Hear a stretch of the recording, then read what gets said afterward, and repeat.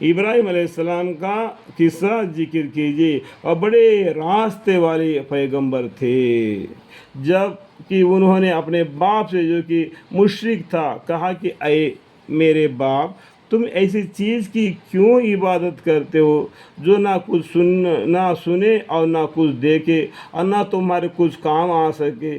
اے میرے باپ، میرے پاس ایسا علم پہنچا ہے جو تمہارے پاس نہیں آیا، تو تم میرے کہنے پر چلو، تم کو سیدھا راستہ بتلاؤں گا۔ ابراہیم علیہ السلام نے اپنے باپ سے کہہ دیا، اے میرے باپ، تم شیطان کی پرستش مت کرو۔ شیطان رحمان کا، دیکھو رحمان اللہ کے 99 نامہ ہے، اس میں رحمان کا مطلب اللہ ہے، اللہ کا نافرمانی کرنے والا ہے۔ شیطان اللہ کا نافرمانی کرنے والا ہے، اور وہ لوگ تم لوگوں کو اپنے بس میں لے لیا، تمہیں بھی شیطانی حرکت کرنے کے لیے مجبور کر رہا ہے۔ اس بات کو مانو۔ اے میرے باپ، میں اندیشہ کرتا ہوں کہ تم پر رحمان کی طرف سے کوئی عذاب نہ آ پڑے، پھر تم عذاب میں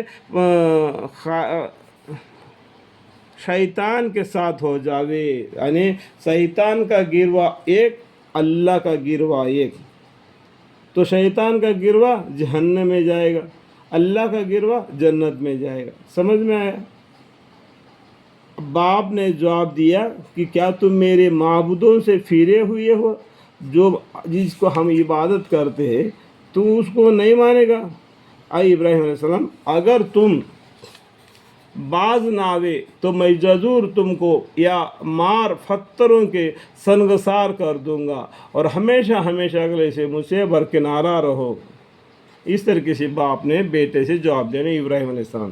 ابراہیم علیہ السلام نے کہا کہ میرا سلام لو، اب میں تمہارے لیے اپنے رب سے مغفرت کی درخواست کروں گا، بے شک وہ مجھ پر بہت مہربان ہے، اور میں تم لوگوں سے اور جن کی تم خدا کو چھوڑ کر عبادت کر رہے ہو ان سے کنارہ کرتا ہوں، اور علیحدہ ہو کر اطمینان سے اپنے رب کی عبادت کروں گا۔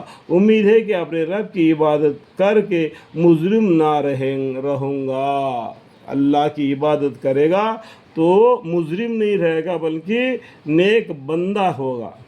پس جب ان لوگوں سے اور جن کے وہ لوگ خدا کو چھوڑ کر عبادت کرتے تھے ان سے علیحدہ ہو گئے، تو ہم نے ان کو اسحاق بیٹا اور یعقوب پوتا، دیکھو ایک بیٹا بھی اور ان کا بیٹا پیدا ہونے والا یعقوب کی بشارت دے دی۔ اس سے پہلا اسماعیل علیہ السلام پیدا ہوئے، اسماعیل علیہ السلام ذبیح اللہ ہے، ٹھیک ہے۔ اس کے بعد میں پیدا ہوئے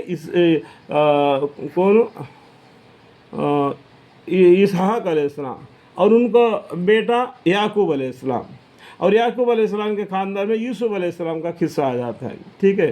اب قصص الانبیاء پڑھیں گے تبھی بالکل سمجھ میں آئے گا قرآن کا معنی، ٹھیک ہے۔ وہ پوتا عطا فرمایا، اور ہم نے ان دونوں میں سے ہر ایک کو نبی بنایا، الحمدللہ۔